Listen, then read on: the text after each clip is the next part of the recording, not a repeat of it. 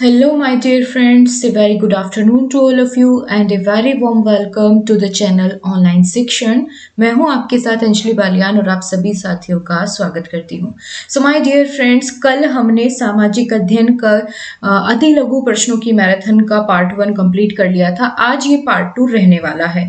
तो चलिए बिना किसी देरी के फटाफट से कवर करते हैं सभी अति लघु प्रश्नों को जितने भी आपकी राजन सीरीज में दिए गए हैं।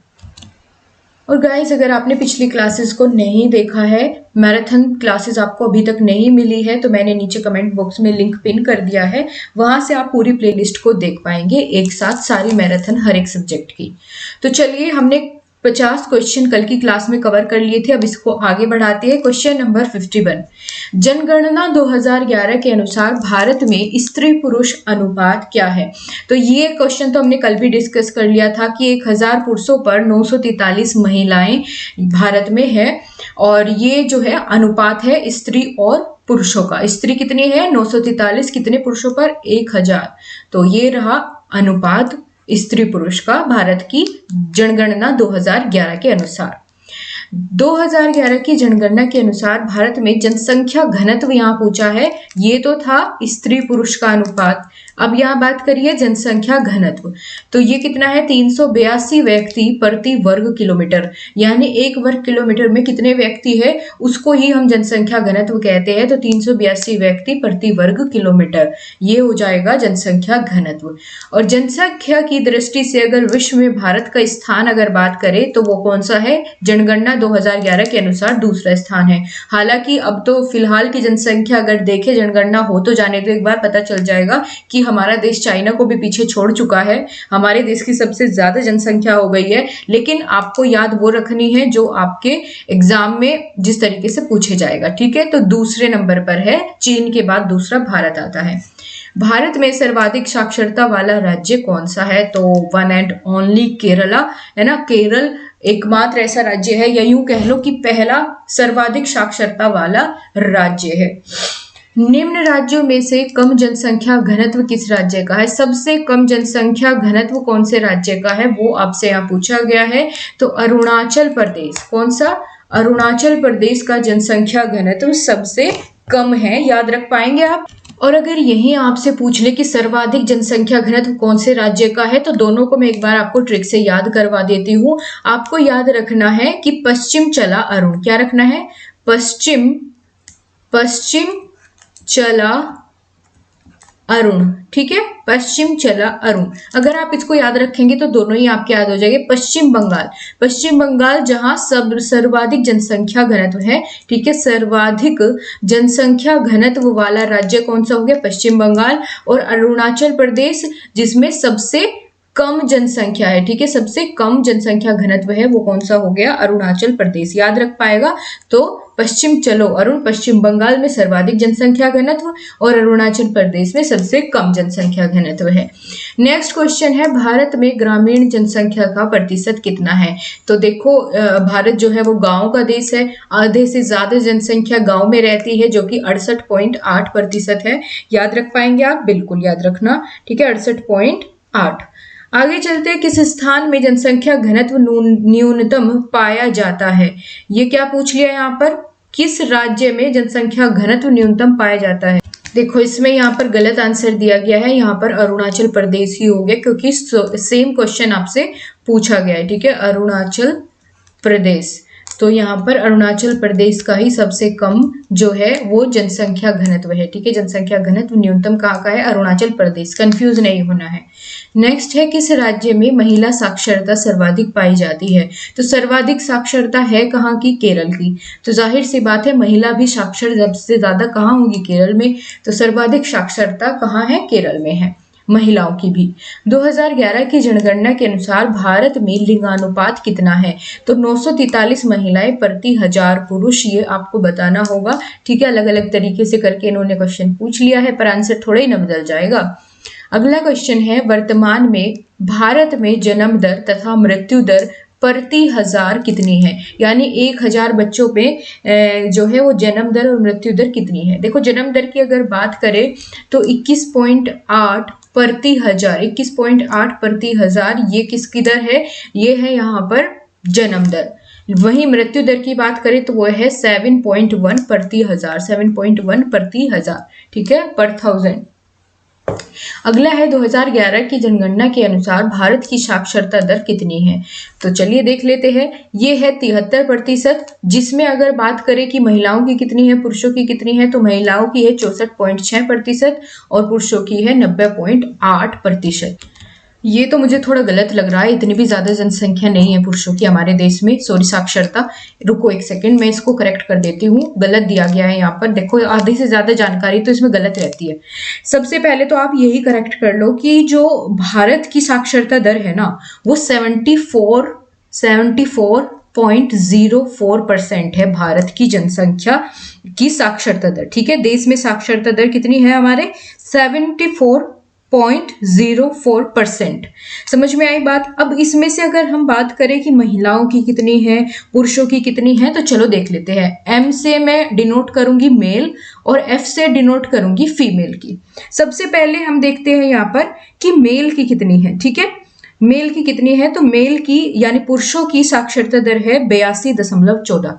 कितनी होगी? 82.14%, यानी 14 दशमलव के बाद 14 ऐसे पढ़ेंगे हम इसको, 82.14%। और अगर फीमेल्स की बात करें तो वो होगी 65.46, 65.46%। या इसको आप लगभग में याद रख लो कि 82% किसकी है? पुरुषों की साक्षरता है और 65% महिलाओं की। ये आपको ऐसे करके याद रखना है, ठीक है। इसको रहने दो, यहाँ जो भी लिखा हुआ था आप इसको करेक्ट करके ध्यान रखना।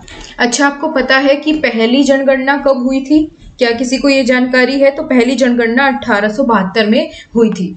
चलो आगे बढ़ जाते हैं अगले क्वेश्चन की ओर। जन्म दर किसे कहते हैं?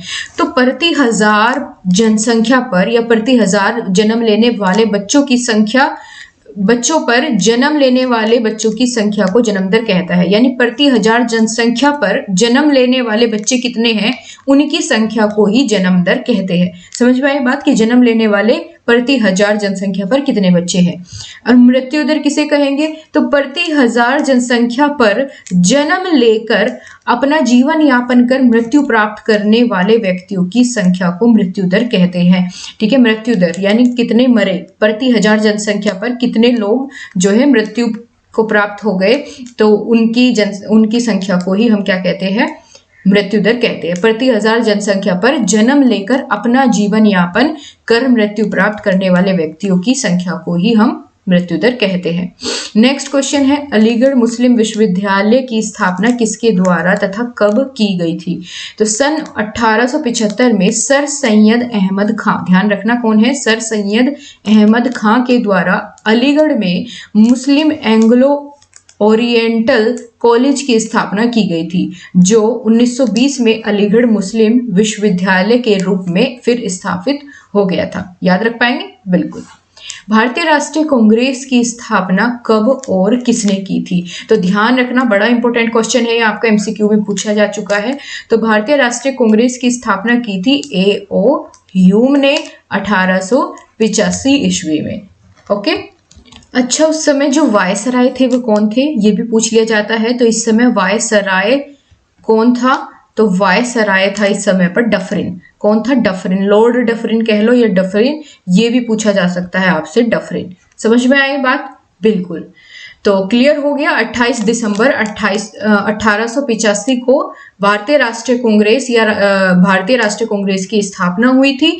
कौन था संस्थापक? A.O. ह्यूम था। और कहाँ हुई थी? तो ये भी पता होना चाहिए आपको, बंबई में। कहाँ हुई थी? बंबई के गोकुलदास विद्यालय में, ठीक है। बंबई के गोकुलदास विद्यालय में इसकी स्थापना हुई थी। याद रहेगा? चलिए अगले क्वेश्चन की ओर। भारत में राष्ट्रीय आंदोलन के नरम दल के 2 नेताओं के नाम बताइए। आगे है अगला क्वेश्चन, इसी का ही अलग तरीके से पूछा गया है कि राष्ट्रीय आंदोलन के प्रथम चरण के उदारवादी आंदोलन के प्रमुख नेता कौन थे, या राष्ट्रीय उदारवादी आंदोलन के प्रमुख नेता कौन थे। एक बार देख लेते हैं। राष्ट्रीय उदारवादी आंदोलन के प्रमुख नेता दादा भाई नौरोजी, महादेव गोविंद रानाडे और फिरोज शाह मेहता, सुरेंद्रनाथ बैनर्जी और WC बैनर्जी, गोपाल कृष्ण गोखले, मदन मोहन मालवीय और के मित्रा तथा पृथ्वी चंद्र राय, ये सभी कौन थे? उदारवादी आंदोलन के, राष्ट्रीय उदारवादी आंदोलन के प्रमुख नेता थे। ठीक है, इनमें से कम 3-4 तो आप याद ही कर लो, क्योंकि एमसीक्यू में भी पूछ लेते हैं इनमें से कौन से उदारवादी थे और कौन से गर्म दल के थे, कौन से नरम दल के। नेक्स्ट क्वेश्चन है, थियोसॉफिकल सोसाइटी की स्थापना कहाँ हुई थी और कब हुई थी? तो थियोसॉफिकल सोसाइटी की स्थापना 1789 ईस्वी में अमेरिकन कर्नल हेनरी एलकॉट एवं रूसी महिला ब्लावेट्स्की ने न्यूयॉर्क में थियोसॉफिकल सोसाइटी की स्थापना की थी। कब? 1789 में। नेक्स्ट, प्रार्थना समाज की स्थापना किस वर्ष हुई थी और इसके संस्थापक कौन थे? तो चलिए देख लेते हैं। प्रार्थना समाज की स्थापना 1869 ईस्वी में, 1868 ईस्वी में, ठीक है, 1867 ईस्वी में हुई थी और इसके संस्थापक थे केशव चंद्र, याद रहेगा, केशव चंद्र। आगे चलते हैं, बनारस हिंदू विश्वविद्यालय की स्थापना कब हुई? बनारस हिंदू विश्वविद्यालय की स्थापना कब हुई थी? तो ध्यान रखिए 1916 में हुई थी। किसने की थी? तो मदन मोहन मालवीय जी ने। ठीक है, मदन मोहन मालवीय। तो बनारस हिंदू विश्वविद्यालय की स्थापना मदन मोहन मालवीय जी ने की थी। आगे चलते हैं अगले क्वेश्चन की ओर। रोलेट एक्ट कब लागू किया गया था? तो ये किया गया था 1919 में। ठीक है, 19 मार्च 1919 ईस्वी में रोलेट एक्ट लागू किया गया। इसके अनुसार किसी भी संदेहास्पद व्यक्ति को बिना मुकदमा चलाए गिरफ्तार किया जा सकता था तथा इसके विरुद्ध न तो कोई अपील होती थी, ना ही कोई दलील, और ना ही इसके विरुद्ध कोई वकील किया जा सकता था। तो इसे ही हम रोलेट एक्ट या काला कानून के नाम से जानते हैं। अगला क्वेश्चन है, जलियांवाला बाग हत्याकांड कब हुआ था? तो चलिए देखते हैं। जब ये रोलेट एक्ट लागू हुआ तो फिर जलियांवाला बाग में उसके बाद में जो है एक मीटिंग हो रही थी, एक सभा हो रही थी, वहां पर बहुत सारे लोग इकट्ठे हो रहे थे, महिलाएं, बच्चे सब थे। तो 13 अप्रैल 1919 को अमृतसर के जलियांवाले बाग जो है हत्याकांड हुआ। डॉक्टर सतपाल और सैफुद्दीन किचलू की गिरफ्तारी के विरोध में ये सभा जो है वो हुई थी।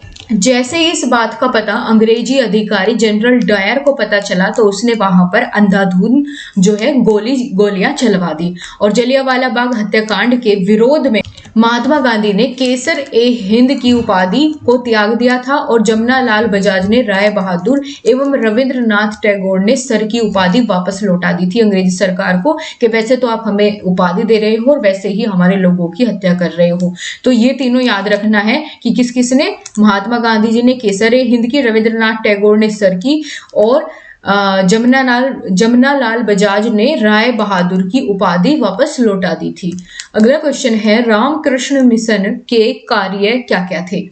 तो रामकृष्ण मिशन ने मानव जाति की सराहनीय सेवा की थी। बहुत बढ़िया काम हुए इस समय में या इस मिशन में। इस मिशन के माध्यम से देश भर में शिक्षा संस्थाओं की स्थापना की गई थी और देश विदेश में भारतीय संस्कृति का प्रचार किया जा रहा था।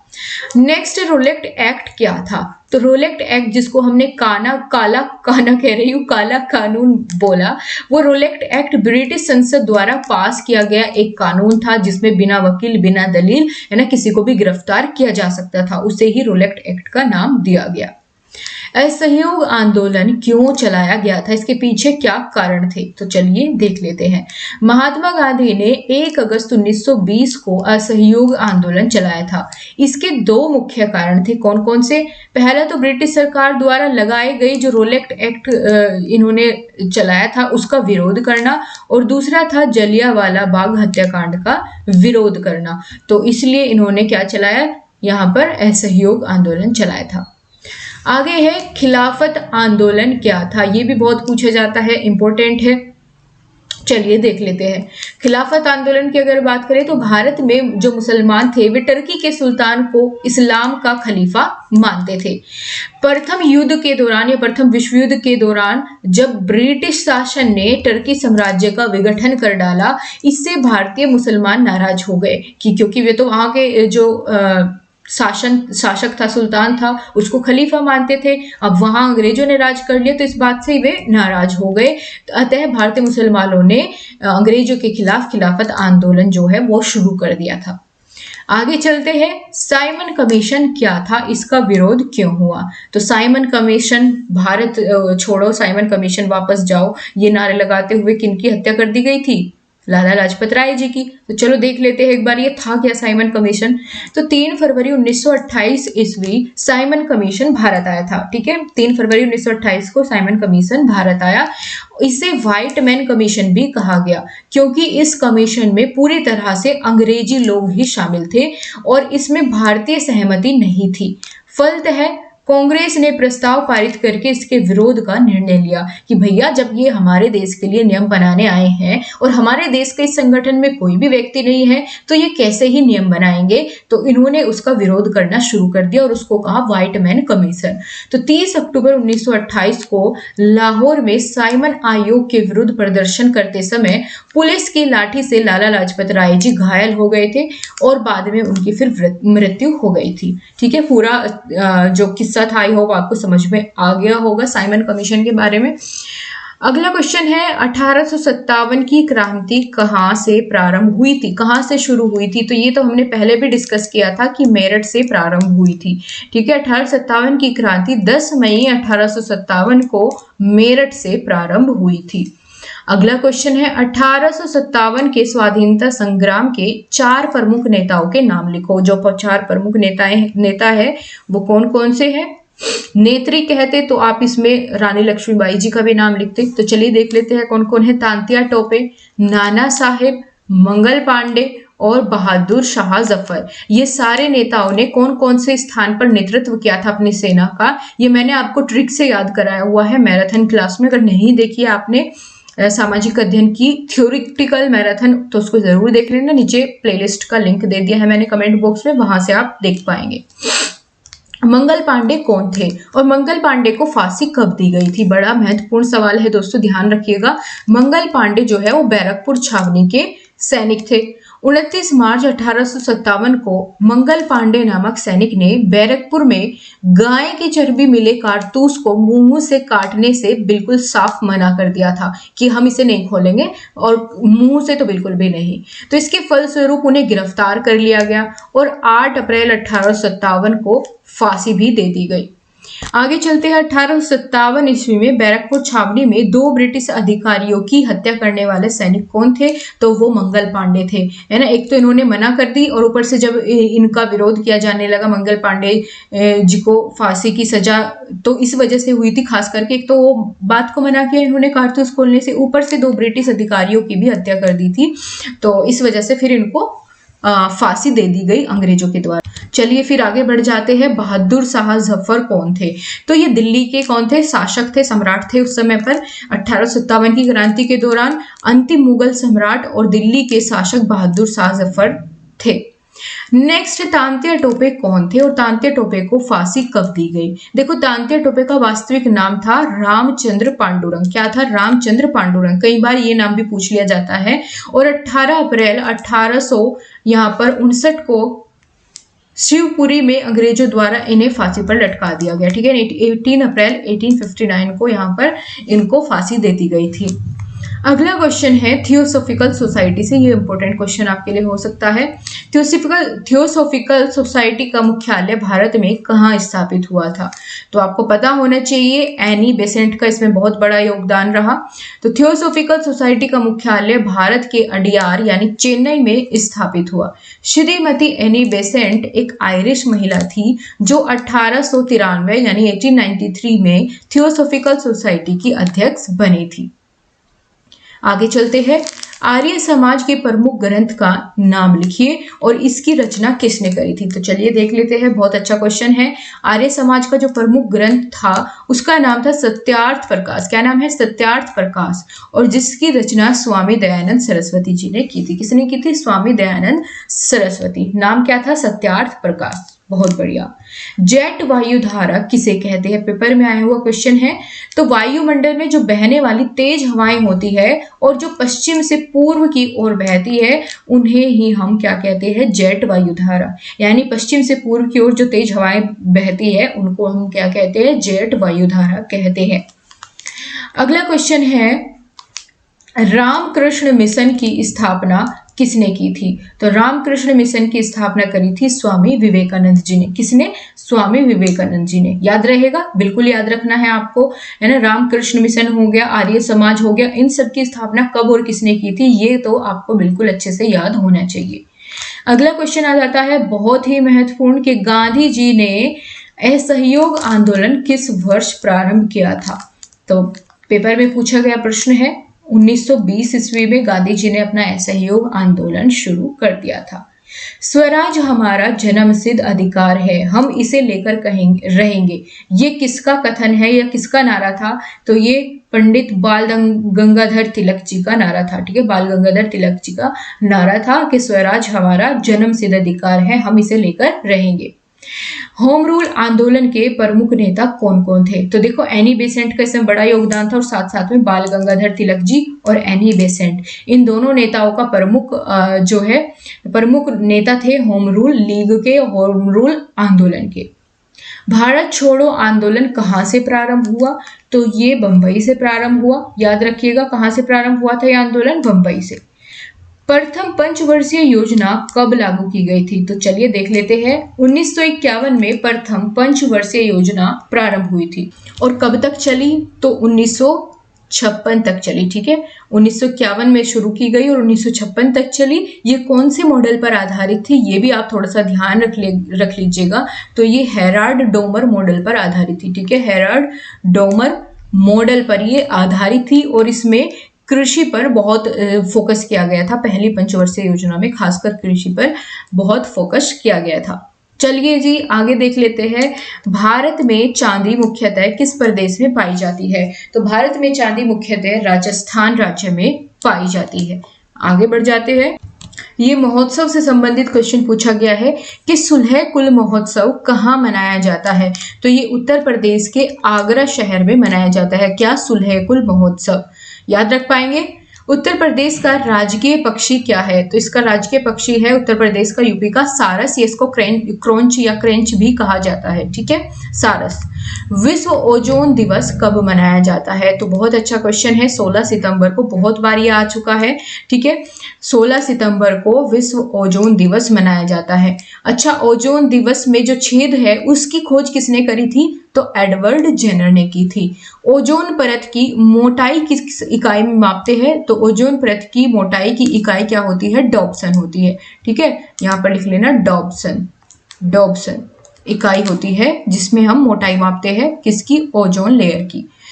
ओजोन लेयर को सबसे ज्यादा किस गैस की वजह से नुकसान हो रहा है, ये मुझे आप बताएंगे। आलू उत्पादन में उत्तर प्रदेश का कौन सा स्थान है? तो आलू उत्पादन में उत्तर प्रदेश का पहला स्थान है, पहला नंबर है। सूचना का अधिकार अधिनियम भारत में किस वर्ष लागू किया गया? तो राइट टू यहाँ पर इंफॉर्मेशन या सूचना का अधिकार, देखिए सूचना का जो अधिकार मिला, इसके अंतर्गत क्या होता है? कोई भी नागरिक किसी भी सरकारी विभाग से कोई भी जानकारी ले सकता है, बस शर्त इतनी है कि आरटीआई यानी राइट टू इंफॉर्मेशन के तहत वो पूछी जाने वाली जानकारी है तथ्यों पर आधारित होनी चाहिए। तो यही है और ये 2005 में जो है भारत में लागू हुआ। उत्तर प्रदेश का सबसे कम जनसंख्या घनत्व वाला जिला कौन सा है? तो ये हो जाएगा ललितपुर। ठीक है, ललितपुर ऐसा जिला है उत्तर प्रदेश का जिसकी सबसे कम जनसंख्या घनत्व है। भारत में पवन ऊर्जा के उत्पादन में कौन सा भारत का राज्य अग्रणी है? यानी जिससे पवन ऊर्जा बनती है, ठीक है, उसका उत्पादन होता है, वो कौन सा राज्य है? तमिलनाडु। यहाँ बड़ी बड़ी पवन चक्कियां हैं जिनसे हवा से क्या बनती है? ऊर्जा बनाती है, उसको इलेक्ट्रिसिटी में या फिर उससे ऊर्जा उत्पन्न करते हैं। अगला क्वेश्चन है लिंगानुपात से क्या तात्पर्य है? तो लिंगानुपात से हम क्या समझते हैं? किसी क्षेत्र विशेष में पुरुष एवं स्त्री की संख्या के अनुपात को ही, है ना, किसी एक विशेष क्षेत्र में कितने वहां पर पुरुष है, कितनी स्त्रियां हैं, उनके अनुपात को ही हम क्या कहते हैं? लिंग अनुपात कहते हैं। क्या कहते हैं? लिंगानुपात कहते हैं। और भारत में 2011 की जनगणना के अनुसार लिंगानुपात कितना है? तो 943 महिलाएं प्रति 1000 पुरुष। ठीक है, याद रख पाएंगे, 943 महिलाएं प्रति 1000 पुरुष। एक बार मैं थोड़े 2011 की जनगणना के इंपॉर्टेंट फैक्ट आपको एक बार फटाफट से लिखवा देती हूँ ताकि एक जगह ही आपकी सारी चीजें कवर हो जाए। चलिए जी एक एक करके सारे इंपॉर्टेंट फैक्ट्स जो भी आपके एग्जाम में आ सकते हैं उन सबको कवर कर लेंगे। सबसे पहले तो आपको ये पता होना चाहिए कि पहली जनगणना कब हुई थी। ठीक है, भारत में पहली जनगणना कब हुई थी, तो ये 1872 में हुई थी। ठीक है, 1872 में। और किसके समय में, तो उस समय शासन था मेयो का, तो मेयो के शासन काल में पहली जनगणना हुई थी। ठीक है, याद रख पाएंगे, मेयो के शासन काल में। अच्छा, नियमित जनगणना पूछ ले तो इसका साल अलग होगा कि भारत में नियमित जनगणना होना कब से शुरू हुआ था, या नियमित जनगणना की शुरुआत कब हुई थी, तो ये 1881 में हुई थी। और इस समय कौन थे, रिपन थे। ठीक है, इस समय रिपन का शासन था, या यूं कह लो यहाँ पर रिपन के समय में 1881 में नियमित जनगणना की शुरुआत हुई। जो 2011 की जनगणना है ये कौन से नंबर की जनगणना है, तो आपको पता होना चाहिए कि भारत की ये 15वीं जनगणना है। ठीक है, भारत की 15वीं जनगणना ये है, 15वीं, भारत की 15वीं जनगणना। और अगर पूछ ले स्वतंत्र भारत की, क्योंकि भैया स्वतंत्रता के बाद जो जनगणना हुई, क्योंकि ये तो अंग्रेजों के समय में शुरू हुई थी, लेकिन अगर स्वतंत्रता के बाद पूछे तो कौन से नंबर की है, तो स्वतंत्रता के बाद भारत की ये 7वीं जनगणना है। कौन सी, 7वीं। ठीक है, याद रहेगा, बिल्कुल। तो अच्छा, कितने वर्ष बाद होती है जनगणना, तो 10 वर्ष बाद होती है, ये भी ध्यान रख लेना। अच्छा, जनगणना के अनुसार भारत की जो जनसंख्या है वो कुल जनसंख्या कितनी है, तो बता दीजिए एक बार, 121 करोड़। ठीक है, 121 करोड़। इसमें कितनी शहरी है और कितनी ग्रामीण जनसंख्या है, यहीं पर कर लो इसको। ठीक है, इसका स्क्रीनशॉट लेना आप। अगर पूछे ग्रामीण जनसंख्या कितनी है, तो ये हो जाएगी आपकी 68%। ठीक है, 68% ग्रामीण जनसंख्या है। और शहरी जनसंख्या कितनी है, तो शहरी जनसंख्या जब 100 में से 68 को घटाओगे तो यहाँ पर बच जाएगी आपकी लगभग 31%। ठीक है, 31% जनसंख्या। अच्छा, इसके बाद अगर जनसंख्या घनत्व या जनघनत्व पूछा जाए भारत का, तो जनघनत्व भी आपको पता होना चाहिए, क्योंकि इससे क्वेश्चन आ चुका है आपका कि जनघनत्व या जनसंख्या घनत्व कितना है। ठीक है, 2011 की जनगणना के अनुसार भारत में जनघनत्व कितना है, तो 382 व्यक्ति प्रति वर्ग किलोमीटर। ठीक है, 382 व्यक्ति प्रति वर्ग किलोमीटर। ठीक है, प्रति वर्ग किलोमीटर, याद रख पाएंगे, बिल्कुल। लिंगानुपात पूछ ले तो लिंगानुपात हमने अभी डिस्कस किया था, वो कितना था, बताओ जल्दी से, ये आप बताओ मुझे, अभी डिस्कस किया। तो अगर लिंगानुपात पूछ ले, लिंगानुपात, तो ये हो जाएगा 943 महिलाएं प्रति 1000 पुरुष। ठीक है, इसको भी नोट कर लो, 943 महिलाएं प्रति 1000 पुरुष। ठीक है, प्रति 1000 पुरुष, बिल्कुल सही है, बिल्कुल। अच्छा, तो साक्षरता दर की बात कर लेते हैं, क्योंकि क्वेश्चन आया ना पेपर में, तो यहाँ पर वो भी जान लेते हैं, वो सारे फैक्ट्स जो भी जनसंख्या से आपके पेपर में पूछे गए।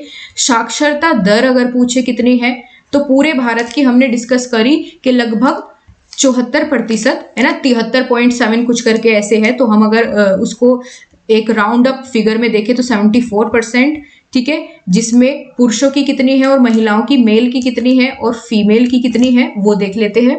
तो ये हो जाएगी लगभग 82% और ये हो जाएगी लगभग 65% के आसपास। ठीक है, अब बात करें दोस्तों, जन्म दर कितनी है, मृत्यु दर कितनी है, ये हमने अभी ऊपर डिस्कस किया ही है। सर्वाधिक जनसंख्या या साक्षरता दर, सर्वाधिक साक्षरता दर अगर पूछ ले तो वो केरल की हो जाएगी। ठीक है, केरल की। और न्यूनतम पूछ ले तो न्यूनतम हो जाएगी बिहार की। ठीक है, सबसे कम साक्षरता किसकी है, बिहार राज्य की है, सबसे ज्यादा केरल की है, याद रहेगा, बहुत बढ़िया।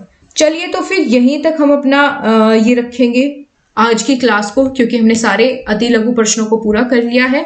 अब हम जो भी आपका नेक्स्ट सब्जेक्ट होगा उसके अति लघु प्रश्नों को कवर करेंगे, एंड देन फिर हम जो लघु प्रश्न उत्तर है 2-2 नंबर वाले, फिर हम उन सबको कवर करेंगे। सो आई होप गाइज आपको क्लास पसंद आई होगी। अगर क्लास पसंद आई है तो क्लास को लाइक, शेयर, सब्सक्राइब करना बिल्कुल ना भूले।